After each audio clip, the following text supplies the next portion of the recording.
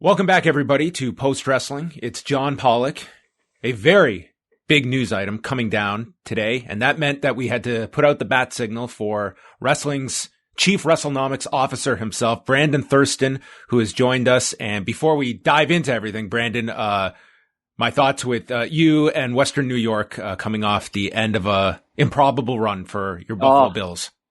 It was brutal last night. It was just the slow attrition of an AFC Championship loss. But yeah, I beat the Chiefs in Super Techno Bowl a couple of weeks ago. It was a close game, but apparently that did not translate to reality last night.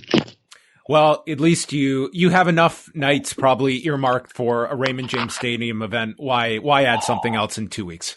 Yeah, Tom Brady is going to play at home in Raymond James Stadium. I guess they have to bring in, at least they're booking the big heel in the big match at the end of the season. So. What a story. They certainly lucked themselves out for the local story there in Tampa. But we are here to discuss the WWE's multi-year deal with NBCU's Peacock streaming service. This announcement came down on Monday, and I mean, certainly, Brandon, this is not something out of left field. This has been talked about going back a year ago, where it seemed like it was imminent that an announcement of the WWE Network licensing its pay-per-view events was going to be made, probably in time for WrestleMania last year. That deal did not come to pass. And fast forward a year, this is an agreement for the entire U.S. streaming rights to the WWE Network. Was this larger in scope than you envisioned such a deal for WWE to enter into? I mean, originally, as you mentioned, this is kind of a year in the making. We're recording this on the 25th, and it was January 30th, 2020, when I looked at my phone and saw that George Barrios and Michelle Wilson, the co-presidents of WWE, had been relieved of their duties. And WWE basically gave the impression that they were looking to sell the network content to a major streaming player. And it sounded like maybe Vince was talking with ESPN Plus. I think that's some of the reporting that Dave Meltzer was doing. But a deal didn't get done, and COVID seems to have interrupted that. But Nick Khan came on as the new president in August. And even as recently as the last earnings call in October, there was some encouragement, now that I think back on it, that a deal was getting closer to being done. They sort of gave the impression that they were, in ongoing negotiations to deal the streaming content to someone, or to deal the network content to a streaming player. But I woke up this morning to a text message from someone who said, "You're going to have a busy day today," and yeah, I've got all sorts of articles and press releases open on my computer right now. But it looks like you can think of it in this deal with Peacock sort of in terms of what the deals are like in Canada with Rogers. As I understand, the network is distributed through Rogers. Like, yes, you can get it actually on your TV, right? Yeah. And they do something similar in India now through Sony. Is it Sony Live that they're distributing the network through in India? So now we've got something kind of similar. This is not exactly a cable company, although NBC Universal is owned by Comcast. And all the articles and press releases here today are mentioning how many subscribers Peacock already has. I think it's 26 million subscribers. So I guess the idea is, WWE was not really growing their subscriber base. They had seemed to increase their subscribers in 2020, especially the second half of 2020. And I think that's largely related to just the overall embrace of streaming technology that consumers have made since COVID. So network subscribers were up a little bit, only a little bit here in the second half of 2020. But I think the idea is, George Barrios, before he was fired, and Michelle Wilson, they wanted to basically do a premium tier. They wanted to do 3 different tiers for the network: a free tier, a standard tier, and a premium tier. And just looking at some of the back of the envelope math that I've done, I think I've shared with you, it does look like Vince made the right call in changing direction to instead of trying to do what they call segment the demand curve, try to get more money out of a more hardcore portion of the customer base. Rather than doing that, they've sold the rights of the network entirely in the U.S. to Peacock. And just doing the back of the envelope math, by the end of this deal, it looks like they would be up about 79% on the final year of this deal, if my estimates are close to right. Which is, I don't see how they could have made a similar growth rate if they had just segmented the demand curve, done a premium tier. I don't think the subscriber base would have increased to that degree, or that they could have gotten a similar rate of revenue growth out of just doing a $15 or $20 tier. So some of the details for those that might not be familiar is that if you are a U.S. subscriber, there will be a migration process where you will be moved over to Peacock Premium, which is their ad-supported version of the Peacock streaming network, which will give you access to the network content at $4.99 per month as opposed to the current $9.99 price. You can also increase to the $9.99 tier, and then that is ad-free. So that will occur March 18th. I don't know how seamless this migration process will be, if there will be any kind of lag behind that, but that is kind of how they have described it. And then this really kicks off with their first pay-per-view, which will be Fastlane that Sunday on March the 21st, and of course include WrestleMania, all of the major events on this. And I think you bring up a great point that it really does go back to a year ago that it appeared to be that philosophical difference between Vince McMahon and George Barrios and Michelle Wilson of what is the next strategy for the network. And if you are a US based fan, I think like this was the more fan friendly move, that you will be in theory getting the network at equal or if not half the price that you had been paying for, along with all of the Peacock content. Yeah, that's really key. When I've been thinking about the potential of a streaming deal like this over the last several months, I've been sort of wringing my hands over thinking about how, before 2014, everybody was paying somewhere around $60 for a pay-per-view.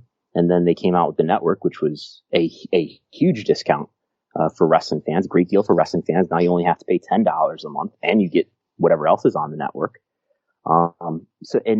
It seems to me that there would still be a lot of money in putting WrestleMania exclusively on pay-per-view. I'm sure there would be some discomfort with people about paying $60 for WrestleMania again after only paying essentially $10 for it for the last 7 years. But I think there would be a lot of money to be made there. But I don't think that's going to happen. I know I've been seeing some questions about, some concerns about, well, does this mean that, one of these days WrestleMania is going to be $60 again as a sort of a standalone upcharge on Peacock? And I don't think so. I would be very surprised if that happens. I think this would have been the time to rip that Band-Aid off, Brandon. Would be such a significant deal to announce now. I mean, Peacock might have a different thought next year come WrestleMania, but I think this would have been the time to try it. And the fact they're not, I think they were just fearful of that resistance that they would get, that just any kind of change, I think, is going to be unsettling to a subscriber of what the changeover process is, that tacking on a $50, $60 price tag was going to be too much for them. Yeah. I think they're playing the long game here of just get these subscribers over. Right, for sure.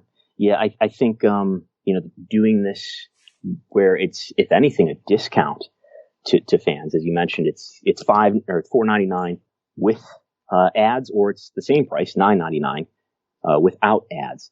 And that was another concern. I've heard people, in the last year or so sort of, express worry about, I think it would be a lot of discomfort, a lot of friction if you were expecting people to, first of all, create a new user account and pay a higher fee than what they were already paying. So this is going to minimize that problem. Again, it's going to be, if anything, cheaper or the same price, and you get all the access, I guess, to whatever the other Peacock content is that you get access to. So that's going to minimize the friction. And, this sounds like it will be a hopefully seamless transition from the network to Peacock. I guess some of the unanswered questions are, as far as just the experience for the customer, is the W Network app just going to go away on my streaming device? Am I going to automatically have, it sounds like I will probably, so I'm a subscriber, I will probably automatically have a Peacock account, hopefully with the same username and password as my W Network account. I'm probably going to have to make sure I've got the Peacock app on my streaming device. I will probably get some emails. I'm thinking that's their strategy. And it's interesting and probably smart that they want to do Fastlane before WrestleMania to make sure that they have the technology right so that WrestleMania doesn't go on the air in April and crashed. Like I understand there's some problems with the UFC pay-per-view. UFC was a disaster on Saturday for ESPN Plus. Like I mean, I don't have ESPN Plus being in Canada, but my timeline was just full of people. And this was well into an hour into the pay-per-view that they were having enormous problems. Like to me, that would be the worst case scenario that they have for WrestleMania. So I agree with you. I think get Fastlane out of the way and hopefully go with, minimal problems. Like when they launched the network initially and you kind of had TakeOver or the Arrival card as kind of your precursor to WrestleMania around the same time frame. Yeah, I think they did Elimination Chamber in February 2014 or no. Right. I don't know. Yeah. I don't remember. But they definitely did a TakeOver Live. That was sort of like the first run. Yeah. I'd be curious to know if, I would like to think in a fictional world that maybe that's a streamer, that pirate that Dana White was taunting, who allegedly was taunting him, was behind the hack that led to the complications with ESPN Plus. But it was certainly a reversal of course for Dana White's actions on Friday versus the events of Saturday night, to say the least. Yeah. In terms of, Nick Khan was quoted in several of these pieces for Variety, and he was the featured WWE representative in the press release. It very much felt like this was presented like this was Nick Khan's first massive move since coming in as co-president. Yeah, or just president. Right. He's all over the quotes, and this looks to be a good deal for WWE, and that's what Nick Khan is in WWE to do. Is to make big media rights deals. That appears to be, more than anything else, what is going to determine the financial future of WWE is how much they are able to do favorable media rights deals. He was already sort of contracted when he worked for CAA, Creative Artists Agency. He was basically contracted by WWE to make the deals that WWE finalized in 2018, which are the deals that they are currently getting paid under for Raw and SmackDown. And I would guess that he was responsible or involved with the NXT deal, which is coming to an end in fall as well. So yeah, it really does look like, I think I already said this, but it really does look like Vince made the right call in terms of strategy, with, foregoing the Barrios Wilson strategy of doing a premium tier and just trying to sell it off for, it's interesting for guaranteed money. It looks like it's interesting to know. I imagine there will be questions about this on the next earnings call, which is on February 4th. Does WWE have any financial incentives here to drive subs now? I would think there has to be some sort of incentive structure. NBCU has got to want WWE to continue to do a good job promoting these pay-per-view events, right? There's been this narrative already since the network launched, right, among wrestling fans, and I think among Meltzer and others, that the pay-per-views don't have to be that good anymore because they have everybody's money on a recurring basis, rather than having to force everybody to make this decision every month whether or not they want to drop the money for the pay-per-view.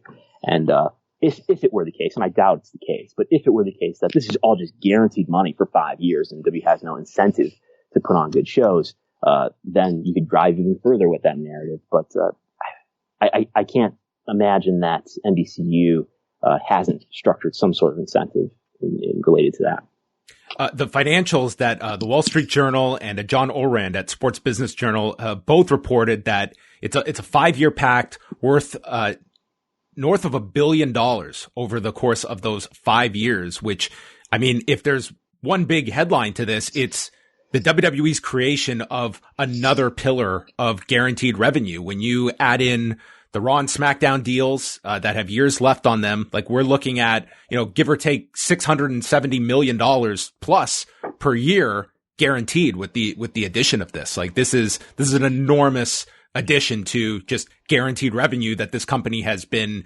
moving in that direction, where you get a much clearer picture of what their year ahead is going to look like financially. Yeah, it's $200 million average annual value. So we think of that in some context. That's roughly what the value is of the current SmackDown deal for Fox. This deal is going to extend a couple years beyond what the current SmackDown deal is for Fox. But I was doing the math. If 73% of the current W Network subscriber base, 73% of that is U.S. So if you apply that to their revenue, I think that comes out to just an estimate of something around $135 million annually for revenue from U.S. subscribers. And I estimated that, these are probably, the TV deals, I think, are 10% escalations each year. So if we apply that to this deal, that would mean in year one, just for the U.S. rights, right, this would be around $160 million in year one, which is in excess of $135 million. So in terms of that sounds like a favorable deal to WWE just in terms of revenue. And I would think that this, if anything, would just mean lower expenses. Maybe Peacock takes in some of the expense related to operating the network. But it's interesting that the stock price, the stock market is not impressed with this deal. But that said, the stock price has grown substantially since October. They've been on a pretty good run since October. At their low point at the around the time of the last earnings call, they were at about $36 per share, and they're up to around 55, consistent growth since October. So I think the stock market sees the deal today as in line, roughly, with the expectations, with the speculation of what they thought was possible anyway. And I wonder even if maybe there's some smart money here that, kind of knew a Peacock deal was coming. Because it seems that there was some people in media, at least over the weekend, who were aware of the deal, but were embargoed against reporting it. Yeah, and there was like a 5% jump on Friday. I don't know if that's unrelated to this or if there was, as you say, like some like quiet speculation that a deal was an announcement was forthcoming. Right. Last week there were all these analyses that came out around the same time that were just sort of upgrading the stock. So I think Evercore is one firm, Guggenheim, the analyst is Curry Baker that we hear on the earnings calls. There's North Coast I saw some analysis for as well, just sort of giving favorable analysis of the stock. So I don't know if they knew anything non-public, but this has been a good time for the stock in the last few months or so. If you're on the Peacock side, how are you looking at this? Like, certainly whenever you see these gigantic deals, it's not so much looking at this having to pay off at year one. You're looking at where are we year 5 of this deal in terms of taking this consumer base, making them Peacock subscribers and staying Peacock subscribers. Do you look at this in terms of, especially the revenue that the network was generating and subscriber numbers in the U.S.? We're talking about 1.1 million U.S. subscribers that, like, what are the goals of Peacock here long term with this deal? Well, they're going to presumably take in every one of those 1.1 million subscribers, right? And they've got more than 20 million subscribers separate from that. And, I guess a lot of these cable systems. So Comcast owns NBCU, which is, they operate Peacock and they operate the USA Network. So a lot of Comcast customers, I think all of them have some sort of, I think they have the premium access already to Peacock. I'm sure there's people listening who know exactly what I'm talking about. But, one would think that if you're already having some sort of interaction with Peacock, maybe you're more likely to subscribe that way. So some of these articles that I'm reading today talk about the reach and how this helps WWE reach more customers. So I think, this should only increase the number of customers who are having some sort of interaction, with possibly subscribing to the W Network, because there's a lot of people who are going to be scrolling through the Peacock app for one reason or another. And so in terms of the bigger media strategy here, there are, the streaming wars have really heated up, and all of these major media companies know that they've got to make some sort of play in streaming. Again, Comcast is a cable operator, and I think everybody's hedging against the attrition of cable and satellite subscriptions that's happening generally, and nobody really knows what the bottom is in terms of cable subscriptions in the U.S. It's declining. I think it's been declining more rapidly since COVID. And, that seems to only be on the decline for the future years to come. And they've got to, make these plays into streaming, even if these streaming services on their own are not profitable now. It's all a long game. It's all a long investment.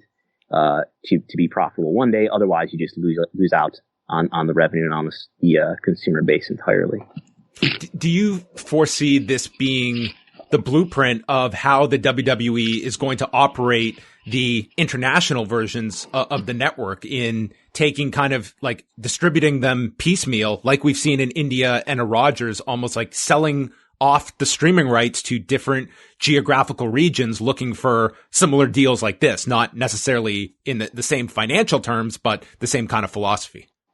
Yeah, for sure. They've said as much on the previous earnings call that I think there were some questions around whether they're looking to just deal the U.S. rights to the network or whether, there's other international deals to be made. I'm sure they do. As you said, they've already got comparable deals in terms of giving the network to a partner in India and in Canada.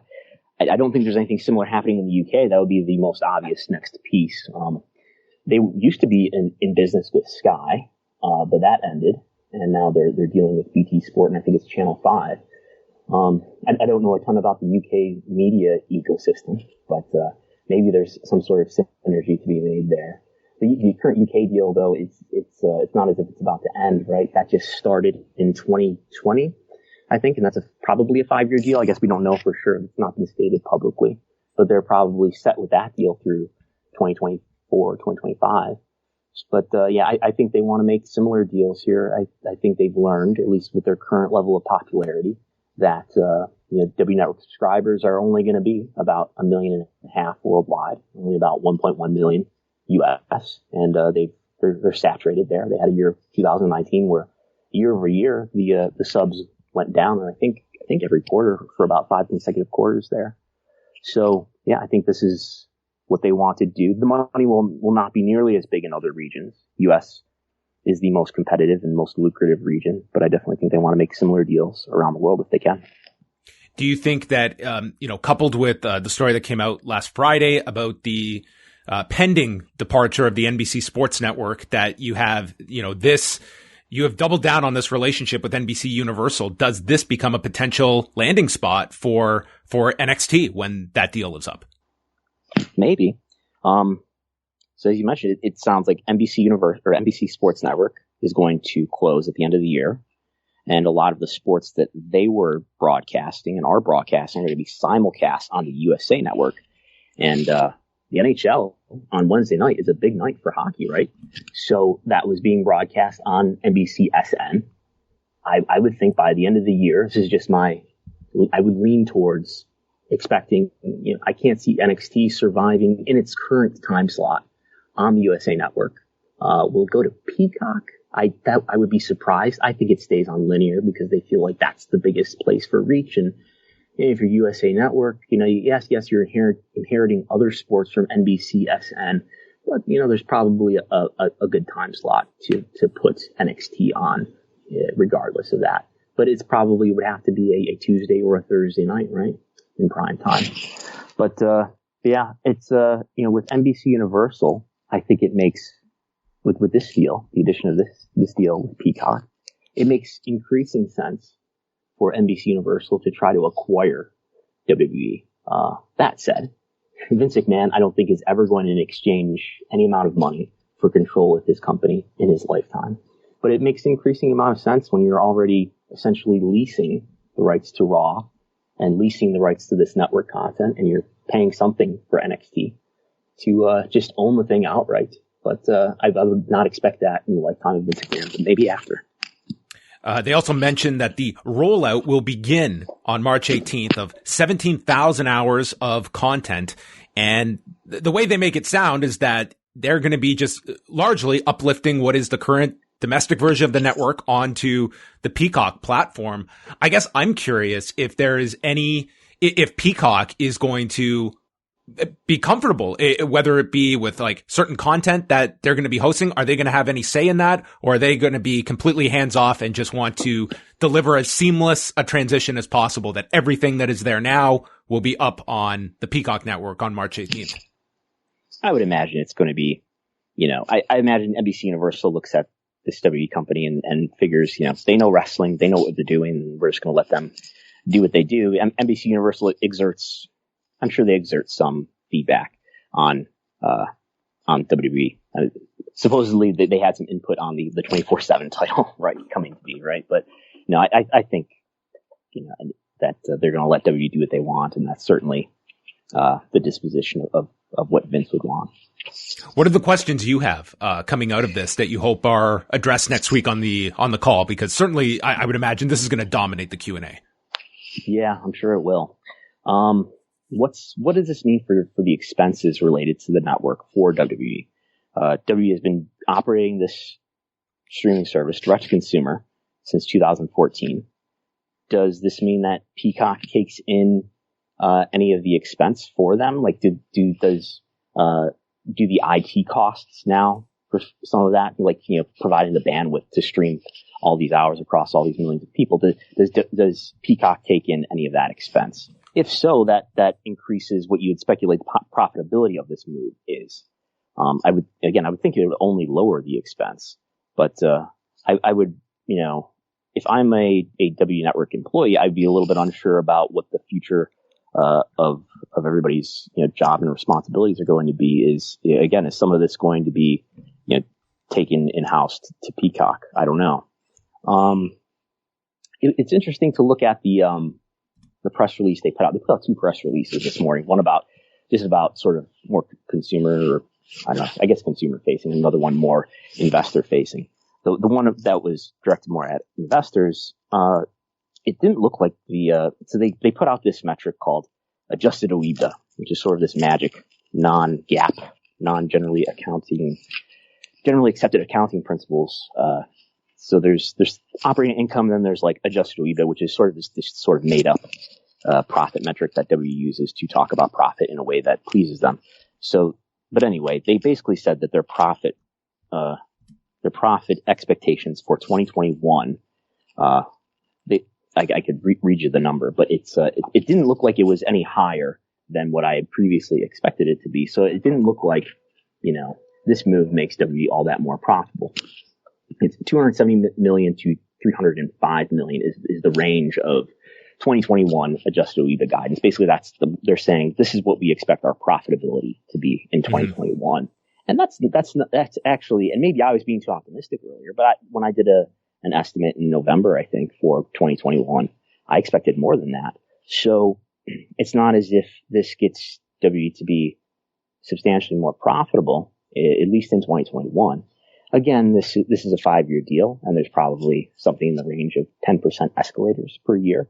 So maybe that will change in 2022 and so on. But I'm sure there'll be a lot of questions on the earnings call of trying to unpack, trying to get some hints about just how this deal is structured in terms of what does it mean for W expenses, and what does it mean for, are there any incentives that W benefits from if subscribers are higher rather than lower. When you look at the last 7 years and the rollout of the network, I mean, how would you characterize this move, knowing that this deal comes at the end of it? The network went through many different iterations and different ideas and philosophies behind it. At the end of it, they land this guaranteed deal for 5 years. Would you categorize this as overall that they got in early, but at the end of the day, it was a success given today's news? Well, I think if in hindsight, if you could go back to 2014 and pick a strategy that makes W as profitable as possible, I think they squandered a great deal of value by executing the network in the way that they did, at the price point that they did. Just in the last several months, I was doing some research about the price elasticity of W pay-per-views. You think about the history of this product in that. You think about how in the 90s it was about a $30 price point for pay-per-views. And then they did the in-your-house pay-per-views at $15. The idea was that, this would be a 2-hour pay-per-view rather than a 3-hour pay-per-view. We charge $15 for it rather than $30. And the lower price point didn't exactly attract a commensurate amount of customers. They raised the price, and if anything, buys went up a little bit. The point is, as the pay-per-view price was increased, it didn't seem to drive down the volume of buys that they were able to make. So I think in hindsight, I was very excited about the WWE Network in 2014 when it was happening. It was a great deal for fans. You got to pay $10 rather than $60. It's a great deal.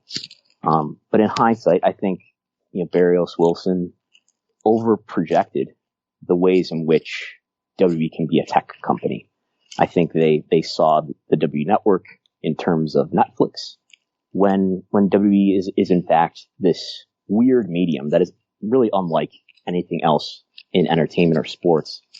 And that it's a little bit more like sports than it is like scripted entertainment. And I think they saw all these other opportunities in terms of the kind of data that they could collect. They could sell the data. They could use the data for marketing. And as it turned out, there weren't really as many opportunities to do that as they thought. I think the optimal strategy might have been to, do something like the network, but, to maybe do a higher price point per month, maybe $20 per month, or to keep WrestleMania as a standalone traditional style pay-per-view offering. But you can't go back in time, and it would be a unpleasant experience for customers if you tried to put the genie back in the bottle and charge everybody $60 for pay-per-views again. So be that as it may, this is the world that you live in now. And, this was a good deal for WWE in terms of what they had at the beginning of 2020. It's a more favorable outcome than what Barrios was driving them towards. Well, Brandon, I know it's a very busy day for you, so I want to thank you for joining us to give, as they say, some color on this story today. I encourage everyone to go check out all of his fine work, patreon.com/Wrestlenomics. I'm sure there will be a lot of audio from Brandon. Maybe we'll even get some quotes from Vince McMahon on an upcoming edition of Wrestlenomics Radio. So, Brandon, thank you very much, and I hope that we can speak with you after next week's earnings call. It seems like they always know how to shoot their angles ahead of these earnings calls for maximum interest. Right. I'm working on a big report on the year of 2020, putting out all these metrics and putting in a little bit of writing and insight and opinion about the year that was in the industry entirely, including WWE. But when I did it last year, it was just days later that WWE fired Barrios and Wilson. So they put out another big news story. Hopefully, I'll be having that out for everybody at the end of the month. It'll probably be on PayHip, as well as it'll be just given to the current patrons at patreon.com/Wrestlenomics. Highest of recommendations for all of this work created by one Brandon Thurston. And thank you again. He is at Brandon Thurston on Twitter. And Wayne and I will be back later tonight after Raw. We'll be talking about this story and much more. Thank you for listening to Post Wrestling.